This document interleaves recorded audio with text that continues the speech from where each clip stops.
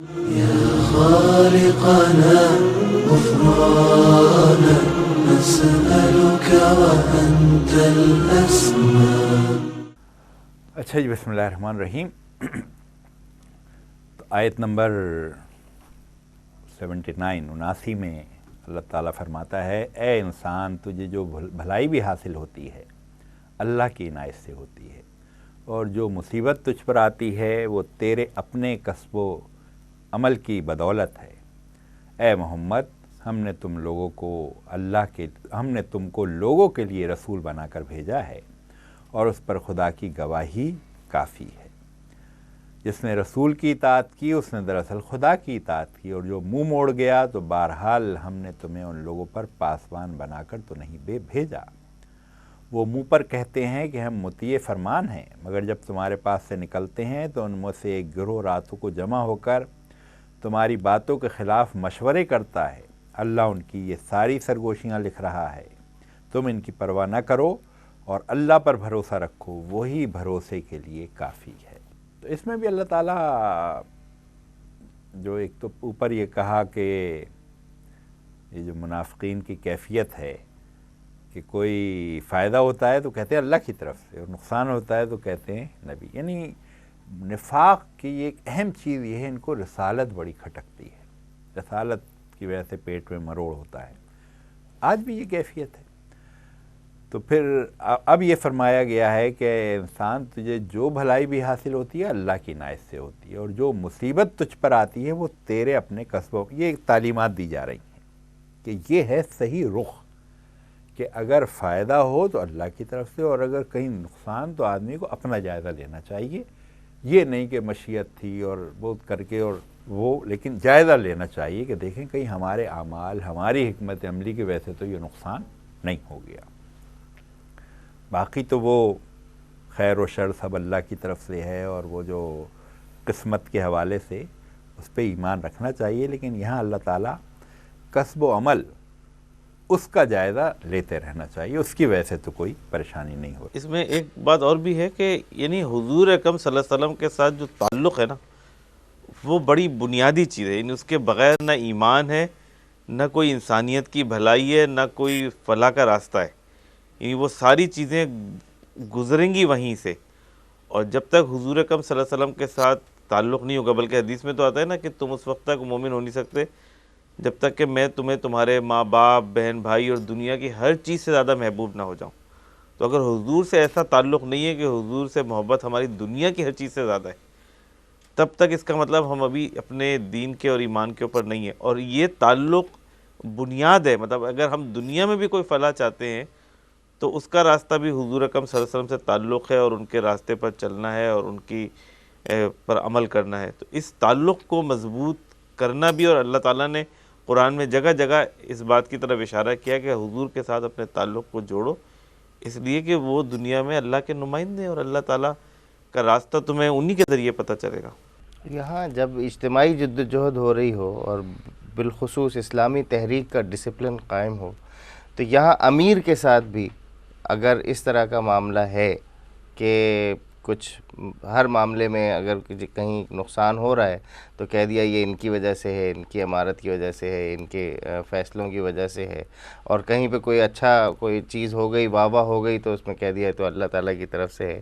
تو یہ طرز عمل بھی اس طرف آتا ہے ہمیں، جہاں بالخصوص وہ لوگ جو اجتماعی جد و جہد میں ہوں، امیر کے ساتھ ان کا کیا رویہ ہے اور کیا معاملہ ہے، اس کو بھی ان آیات کی روشنی میں دیکھنا چاہیے. ویسے تو قرآن میں کئی جگہ ہے، یہاں پر بھی ہے وَأَرْسَلْنَاكَ لِلنَّاسِ رَسُولًا، اے محمد صلی اللہ علیہ وسلم، ہم نے تم کو سارے انسانوں کے لیے رسول بنا کر بھیجا ہے. کہیں فرمایا وَمَا أَرْسَلْنَاكَ إِلَّا كَافَّةً لِلنَّاسِ بَشِيرًا وَنَذِيرًا، اور وَمَا أَرْسَلْنَاكَ إِلَّا رَحْمَةً لِلْعَالَمِينَ. تو حضور اکرم صلی اللہ علیہ وسلم کی جو بعثت ہوئی ہے وہ ساری انسانیت کے لیے ہے. احادیث میں بھی اس کی تشریح موجود ہے، اور قرآن نے بھی بار بار اس کا تذکرہ کیا ہے کہ تمام انسانوں کے لیے آپ نبی ہیں. اور واقعہ یہ ہے کہ یہ جو آج کے دور میں لوگ، ایک زمانہ تھا قرآن کو، حضور اکرم صلی اللہ علیہ وسلم کے ماننے والوں کو کہتے تھے رجت پسند ہے، دقیانوسی، اگلے وقتوں کے لوگ، اور یہ تاریخی عمل سب کچھ مٹا کے رکھ دے گا، گرد و غبار میں یہ تاریخ گم ہو جائے گی۔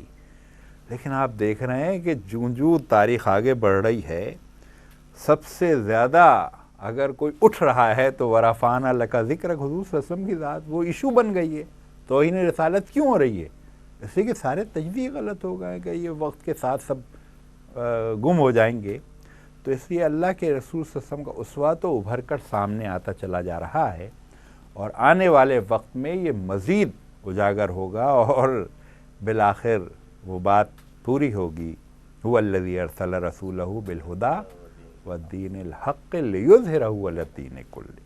اور اسی طرح اللہ تعالیٰ نے جو فرمایا یریدون لیطفئوا نور اللہ بافواہہم واللہ متم نورہ، اللہ تعالیٰ اپنے نور کو کمال تک پہنچائے گا، ولو کرہ الکافرون، چاہے کافروں کو کتنا ہی ناگوار کیوں نہ گزرے۔ تو سارا تجزیہ، تاریخ، سارے اندازے دور سب غلط ہو گئے، بالکل اس کے علی رغم چیزیں ہو رہی ہیں۔ اقبال نے کہا ہے نا کہ محمد سے وفا تو نے تو ہم تیرے ہیں، یہ جہاں چیز ہے کیا لوح و قلم تیرے ہیں۔ تو یہ حضور اکرم صلی اللہ علیہ وسلم سے محبت جو ہے وہ دنیا اور آخرت دونوں میں کامیابی کی بنیاد ہے۔ اس کے بعد اللہ تعالیٰ فرماتا ہے افلا یتدبرون القرآن، کیا یہ لوگ قرآن پر غور نہیں کرتے؟ اگر یہ اللہ کے سوا کسی اور کی طرف سے ہوتا تو اس میں بہت کچھ اختلاف بیانی پائی جاتی۔ یہ لوگ تو اس پہلو سے یہ تو ویسے ایک ہی آیت ہے، اس میں اللہ تعالیٰ کہہ رہا ہے کہ یہ اصل میں رخ تو منافقین کی طرف سے ہے۔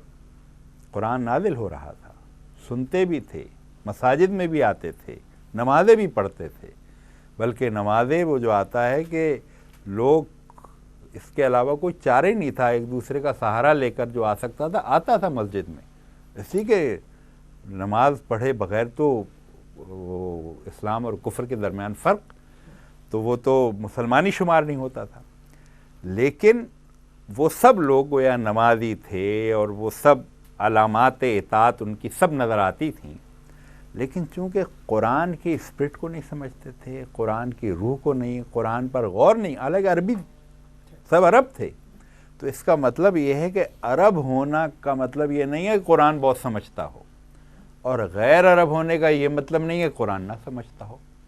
اسی لیے آپ آج دیکھیں کہ عرب دنیا میں سب قرآن والے، لیکن پچھلے عرصے میں کیا رہا ہے؟ ان سے زیادہ خرابی اور جو بھی کچھ ہے وہ عربوں میں جو کچھ رہی ہے۔ اب تو خیر صورتحال تبدیل ہو رہی ہے، لیکن ورنہ نائٹ کلب، شراب خانے، ساری چیزیں گندگی سب موجود تھی، عرب تھے، قرآن بھی تھا۔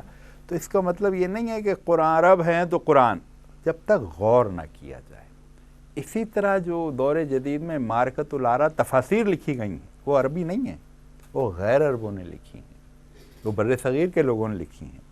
تو اس کا مطلب جو بھی تدبر کرے گا، قرآن اس کے لیے اپنے راستے کھولتا ہے، فہم کے بھی اور عمل کے بھی۔ اور پھر اللہ تعالیٰ ایک عقلی بات بھی کر رہا ہے کہ اگر یہ اللہ کے سوا کسی اور کی طرف سے ہوتی تو اس میں بہت کچھ اختلاف پایا جاتا۔ دنیا میں کوئی کتاب ایسی نہیں ہے جس کے آغاز میں یہ ہو ذالک الکتاب لا ریب فیہ، کوئی کتاب نہیں۔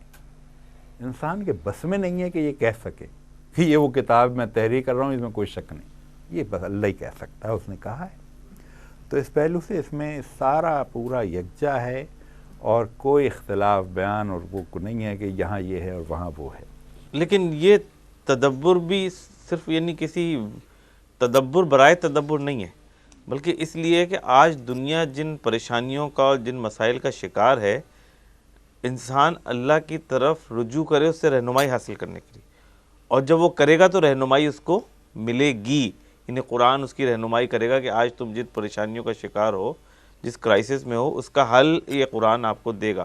تو یعنی اس پوائنٹ آف ویو سے تدبر ہو کہ اس کے نتیجے میں انسان اپنے لیے راستے تلاش کرے۔ ہمارے معاشرے میں تو ایک عام طور پہ یہ ہے کہ لوگ قرآن کو عربی میں ناظرہ تو پڑھ لیتے ہیں، لیکن ایک بہت بڑا طبقہ معاشرے کا ایسا ہے کہ جو قرآن کو سمجھ کے نہیں پڑھا ہوا ہے۔ تو ایک دوسری بات یہ بھی ہے کہ اس بات کو بھی سمجھنا اور سمجھانا چاہیے کہ لوگ صرف قرآن کو ناظرہ نہ پڑھیں، بلکہ قرآن کو علم کے طور پہ حاصل کرنے کی کوشش کریں، اور یہ بندے کو اللہ سے جوڑنے والا علم ہے اور بندے کو صحیح راستے پہ لانے والا علم ہے۔ تو انفرادی طور پہ بھی صحیح راستے پہ چلنے کے لیے اور اجتماعی طور پہ بھی صحیح راستے پہ چلنے کے لیے یہ قرآن کی رہنمائی اور قرآن میں تدبر جو ہے وہ لازمی ہے. ہاں یہ بات ایک درجے میں ذرا مختلف انداز میں آ چکی ہے. قرآن کسی شاندار سے ڈرائنگ روم میں اور اچھی سی بیٹھک میں صرف مطالعے اور غور کرنے کی کتاب نہیں ہے. یہ میدان عمل میں اتر کر اور پھر مطالعے کی چیز ہے. اس سے جو چیزیں سمجھ میں آتی ہیں وہ اس کمرے کے اندر سمجھ میں آ ہی نہیں سکتی. تو اس پہلو سے اس کا مطلب یہ نہیں ہے کہ سب چیزوں سے کٹ جاؤ, میدان عمل کو سے دور ہو جاؤ اور بیٹھ کر بس تدبر شروع کر دو.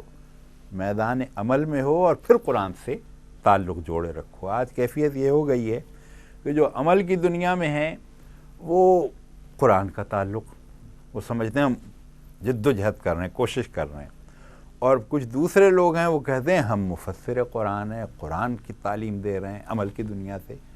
تو اللہ تعالیٰ کو تو جو پورا قرآن اسپرٹ دیتا ہے, عمل کا بھی آدمی دھنی ہو اور قرآن سے بھی تعلق اس کا گہرا ہو. اس کے بعد اللہ تعالیٰ فرماتا ہے کہ یہ لوگ جہاں کوئی اطمینان بخش یا خوفناک خبر سن پاتے ہیں اسے لے کر پھیلا دیتے ہیں, حالانکہ اگر یہ اسے رسول اور اپنی جماعت کے ذمہ دار اصحاب تک پہنچائیں تو ایسے لوگ کے علم میں آ جائے جو ان کے درمیان اس بات کی صلاحیت رکھتے ہیں کہ اس سے صحیح نتیجہ اخذ کر سکے. تم لوگوں پر اللہ کی مہربانی اور رحمت نہ ہوتی تو تمہاری کمزوریاں ایسی تھیں کہ معدود چند کے سوا تم سب شیطان کے پیچھے لگ گئے ہوتے. پس اے نبی تم اللہ کی راہ میں لڑو, تم اپنی ذات کے سوا کسی اور کے لیے ذمہ دار نہیں ہو. البتہ اہل ایمان کو لڑنے پر اکساؤ. بعید نہیں کہ اللہ کافروں کا زور توڑ دے. اللہ کا زور سب سے زیادہ زبردست اور اس کی سزا سب سے زیادہ سخت ہے. خبروں کے حوالے سے کم آج کے لیے اس میں یہ ہدایت تو ملتی ہے کہ ہر آدمی جو ہے وہ رپورٹر نہیں ہو سکتا, ہر آدمی جو ہے خبر کو شائع کرنے والا نہیں ہو سکتا. ہمارے جو صحافی ہیں آج کے, ان کی تربیت کے لیے کوئی ادارہ ہونا چاہیے, ان کے اندر استنباط کرنے کی صلاحیت ہو, پھر اس کے بعد وہ رپورٹنگ کریں. میں یہ نہیں کہتا کہ اس آیت کی روشنی میں آج کا سارا میڈیا جو ہے وہ بند کر دینے کے لائق ہے, لیکن یہاں سے یہ رہنمائی تو ہمارا اسلامی معاشرہ لے سکتا ہے کہ میڈیا پرسن جو ہے وہ اس کی تربیت پہلے تو اس کے اندر بنیادی طور پہ دیکھا جائے گا کہ اس کے اندر یہ پوٹینشیل ہے یا نہیں استنباط کرنے کا حالات اور واقعات کے ساتھ, اور پھر اس کے بعد اس کی تربیت کی جائے گی. پھر کہیں وہ جب سند اس کو ملے گی تب وہ اس لائق ہوگا کہ وہ میڈیا پرسن بن سکے, وہ رپورٹر بن سکے اور وہ مبصر بن سکے. لیکن آج سب سے برا حال, کیونکہ معاشرے کے عدم استحکام کی بنیادی سبب جو ہے وہ میڈیا پہ کوئی پابندی نہ ہونا اور کوئی اس کی ان لوگوں کی تربیت نہ ہونا, یہ بنیادی سبب ہے. تو ان آیات سے ہمیں کم سے کم یہ رہنمائی ملتی ہے کہ اسلامی معاشرے میں جو میڈیا پرسن ہوں گے, جو خبر سے متعلق لوگ ہوں گے, ان کی بنیادی تربیت ہونا لازمی ہے. یہ ایک طریقے کا ضابطہ اخلاق ہے کسی بھی اسلامی معاشرے میں, میڈیا کے لیے بھی اور بقیہ بھی لوگ کوئی انفارمیشن ہو تو اس کو کس طرح اس کے اوپر بیہیو کرنا چاہیے, ہر دائرے کے اندر اس کے لیے ضابطہ اخلاق ہے. ہاں ویسے تو ظاہر ہے اللہ تعالیٰ کا کلام ایسا ہے کہ ایک پھول کا مضمون ہو تو 100 رنگ سے باندھو, بہت سارے اس کے مفہوم معنی نکلتے ہیں. لیکن یہاں پر بنیادی طور پر تو فوکس منافقین کا چل رہا ہے.